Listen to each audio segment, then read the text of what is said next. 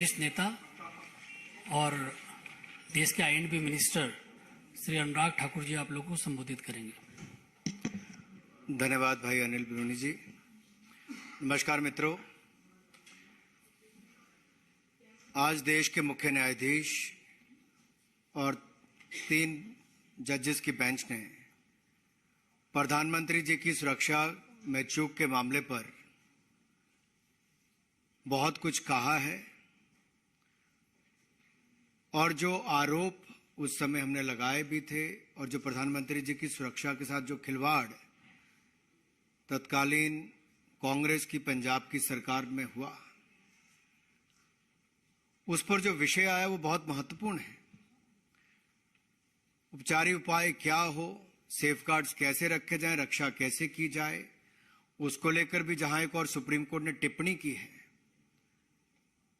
वहां पर यह भी बताया है कि किस तरह से फिरोजपुर के एसएसपी पूरी तरह से विफल हुए प्रधानमंत्री जी की यात्रा में सुरक्षा उपलब्ध करवाने के लिए और कानून व्यवस्था बनाए रखने में पूरी तरह से विफल हुए, जबकि उनके पास 2 घंटे का पर्याप्त समय था ऑल्टरनेटिव रूट का, सड़क मार्ग का, लेकिन वो पूरी तरह से विफल।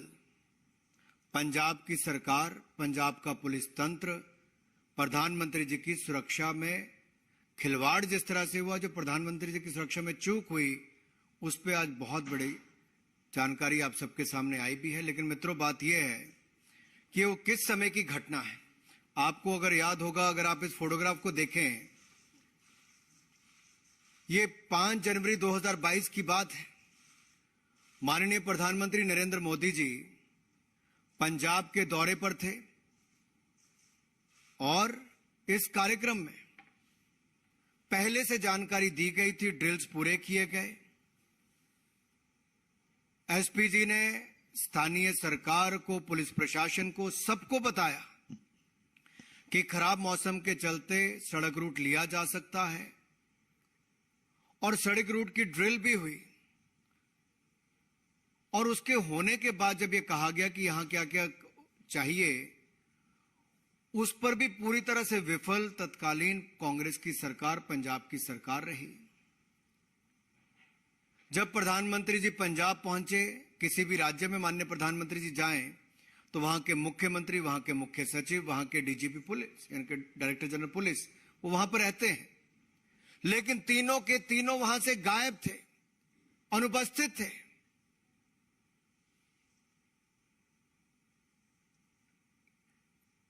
कारण क्या था? मुख्यमंत्री, मुख्य सचिव, डीजीपी का ना होना। यह किसका षड्यंत्र था? कौन इनके पीछे थे? क्योंकि केवल यहीं तक नहीं रुके। जब प्रधानमंत्री जी का काफिला इंतजार करने के बाद डीजीपी पंजाब के पूरे कहने के बाद कि रूट सुरक्षित भी है, सैनिटाइज्ड भी है, ये आने के बाद, जानकारी आने के बाद एसपी जी ने चलने के लिए कहा, तब भी मुख्यमंत्री, मुख्य सचिव और डीजीपी गायब थे। उनकी गाड़ियां थी लेकिन वो नहीं थे। प्रधानमंत्री जी को अकेला पंजाब में छोड़ दिया और जिस पुल पे जाकर वो उनका काफिला रुका, उससे मात्र 100 मीटर की दूरी पर आंदोलनकारी। आप कल्पना कीजिए, भारत के प्रधानमंत्री पुल पर हो, 10 किलोमीटर की दूरी पर पाकिस्तान का बॉर्डर हो, जहां पे तोप की आप रेंज में हो, स्नाइपर्स की रेंज में हो सकते हो, वहां से गोली बारूद चल, कुछ भी हो सकता था। और पंजाब पुलिस मूक दर्शक बनकर 20 मिनट तक खड़ी रही। पंजाब के मुख्यमंत्री फोन पर भी उपलब्ध नहीं थे, ना व्यक्तिगत तौर पर थे। एसएसपी ने हाथ खड़े कर दिए थे। आखिरकार ये रूट किसने बताया था आंदोलनकारियों को? रूट पर कैसे आए? मात्र 100 मीटर की दूरी पर आंदोलनकारियों ने कैसे घेरा बना लिया? कुछ भी हो सकता था, लेकिन पंजाब के उस समय के मुख्यमंत्री, कांग्रेस के नेता ये कहते 20 मिनट ही तो थे। अरे 2 मिनट भी बहुत होते हैं कुछ भी होने के लिए। इस देश ने बहुत बड़े बड़े नेताओं को, चाहे प्रधानमंत्री हो, पूर्व प्रधानमंत्री हो, पूर्व मुख्यमंत्री हो या बड़े नेता हो, बहुत को खोया है। सुरक्षा व्यवस्था के साथ खिलवाड़ के कारण खोया है? ऐसी स्थिति क्यों पैदा की गई? महत्वपूर्ण लोग घटनास्थल से गायब क्यों थे? यह सवाल बार बार उठता है। और यही नहीं, प्रदर्शनकारियों को प्रधानमंत्री के रूट के बारे में जानकारी किसने दी? और अगर ये सुरक्षित और सैनिटाइज रूट था तो आंदोलनकारी आए कैसे? एसएसपी किससे बार बार फोन पर बात कर रहे थे? किसके निर्देश ले रहे थे?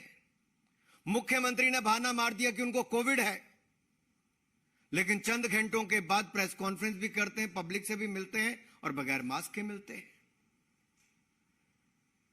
कांग्रेस के उस समय के मुख्यमंत्री अपने दिल्ली के बड़े नेताओं, आकाओं से, जिस परिवार का इस पार्टी पर राज है,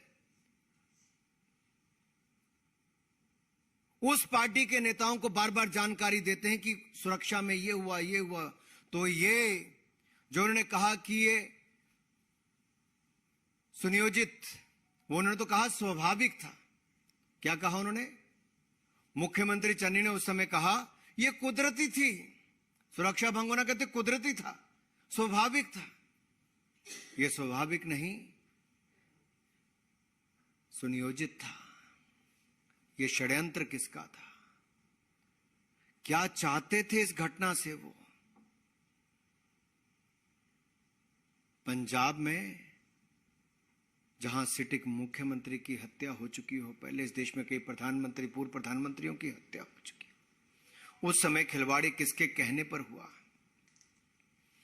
और इससे शर्मनाक बात क्या होगी कि बार बार चन्नी जी ने ऐसे बयान दिए। मैं तो यही कहूंगा कांग्रेस के नेताओं से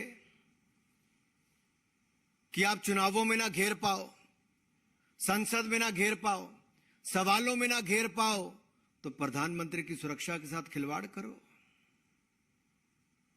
सवाल यह उठता है कि ये नौकरशाह, ये पुलिस अधिकारी किसके इशारे पर ये खेल खेल रहे थे और सुरक्षा के साथ खिलवाड़ कर रहे थे, और प्रधानमंत्री जी की सुरक्षा के साथ हिला हवाली कर रहे थे, लीपा पोती कर रहे थे। किसके कहने पर कर रहे थे? सीएम चन्नी बार बार झूठ बोल रहे थे। यह किसकी ओर इशारा करता है? किस परिवार और किस पार्टी के नेता को वो रिपोर्टिंग बार बार कर रहे थे? सीएम की भाषा में इतना घमंड, इतना झलझलापन, यह अपने आप में दिखाता है कि अपने आप नहीं, अपने आकाओं के इशारे पर काम कर रहे थे। यह कहना 20 मिनट रुके, कुछ हुआ तो नहीं, कितनी गैर जिम्मेदाराना स्टेटमेंट है। इससे तो यही पता चलता है कांग्रेस का हाथ देश विरोधियों के साथ। यही नहीं रुके, अभी प्रधानमंत्री जी का तेलंगाना का दौरा था, उस समय भी प्रधानमंत्री जी के हेलीकॉप्टर आने से ठीक पहले उसी समय पर इतने बड़े बड़े काले गुब्बारे छोड़ दिए। यह भी एक बहुत बड़ी सुरक्षा के साथ खिलवाड़ का मामला था। लेकिन मित्रों, जैसा शास्त्रों में लिखा है हमारे, जो धर्म की रक्षा करता है, धर्म उसकी रक्षा करता है। लेकिन यहां पर सवाल तो यह खड़ा होता है कि तत्कालीन कांग्रेस सरकार ने ऐसा कैसे होने दिया, किसके इशारे पर होने दिया, और ये रूट कैसे पता चला, सुरक्षा में चूक क्यों हुई? इसका जवाब कांग्रेस को देना ही होगा। कौन इनके वो आका दिल्ली में है, कौन वो नेता है जो उस समय के मुख्यमंत्री को निर्देश दे रहे थे? ये पूरी स्क्रिप्ट दिल्ली में किस जगह पर कांग्रेस के लिखी गई और उसको लागू पंजाब के मुख्यमंत्री ने डीजीपी के माध्यम से एसएसपी पर किया। कोर्ट ने इस पर अपनी टिप्पणी बड़ी गंभीर भी की है। भविष्य में प्रधानमंत्री की सुरक्षा के साथ खिलवाड़ ना हो, उसके भी इसमें कहा है, उस पर क्या क्या करना चाहिए, उपचारी उपाय क्या हो, सेफगार्ड्स क्या लिए जाएं, उस सब की बात भी कही है। लेकिन आज सवाल यह खड़ा होता है कि कांग्रेस ने देश के 130 करोड़ की जनता के पूर्ण बहुमत से चुने हुए दुनिया के सबसे लोकप्रिय नेता की सुरक्षा में खिलवाड़ क्यों होने दिया? ये सुनियोजित क्यों था और ये षड्यंत्र किसने रचा, ये कई सवाल अब आप सबके सामने आते हैं। इस विषय से कोई जुड़ा हुआ कोई सवाल आपके पास हो तो एक मिनट आप पूछिए। हाँ, इसकी-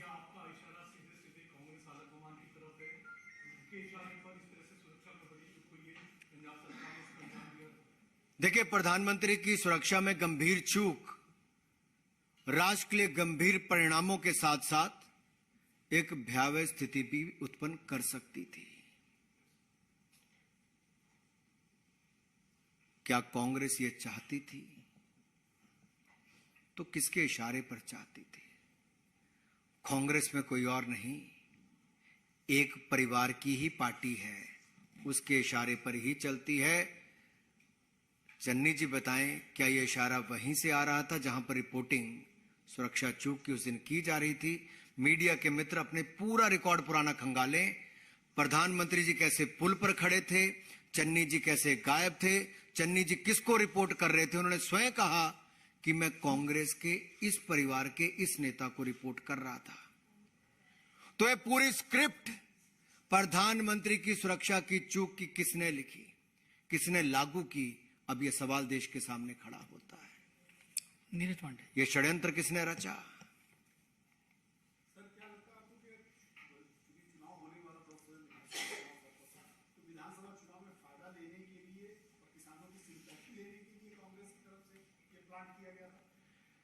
ये सवाल देश के सामने है।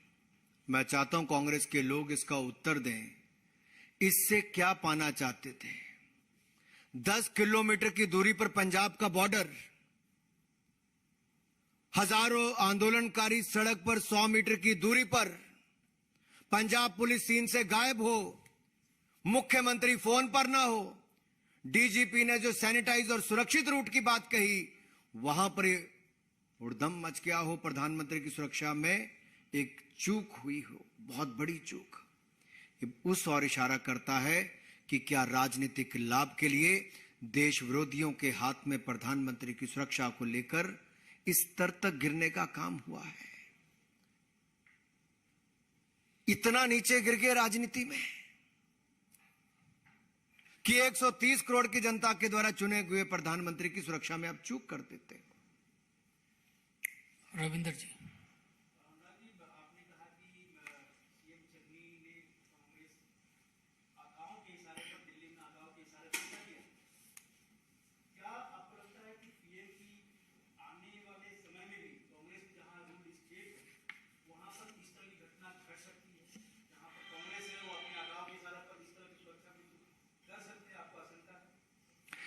देखिए, एसपीजी एक्ट के अनुसार अगर आप देखेंगे, स्पेशल प्रोटेक्शन ग्रुप एक्ट के अनुसार, तो उसके अनुसार भी राज्य के जो अधिकारी, जो अथॉरिटीज हैं, उसने इसका उल्लंघन किया है। ये सुरक्षा की जिम्मेदारी उनकी होती है। ब्लू बुक में बहुत क्लियर डेफिनेशन इसकी है, और उसकी पूरी धज्जियां उड़ाने का काम किसी ने किया है तो तत्कालीन कांग्रेस की सरकार ने, उनके निर्देश पर वहां के पुलिस के अधिकारियों ने किया है। आखिरकार ये स्पेशल प्रोटेक्शन ग्रुप एक्ट जो है, ये देश की प्रधानमंत्री की सुरक्षा के लिए, वीवीआईपी की सुरक्षा के लिए है, और इसके अनुसार ही राज्यों को अपनी सुरक्षा देनी होती है। पंजाब में कोताही क्यों बरती गई? किसके इशारे पर यह हुआ? षड्यंत्र किसने रचा? लागू करने वाले तो सामने आ गए।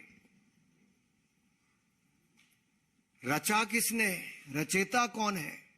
इस षड्यंत्र के पीछे वो सवाल खड़ा होता है। दिल्ली से मैं पूछ रहा हूं, दिल्ली से कौन ऐसा कांग्रेस का नेता था जो बार बार इशारा कर रहा था?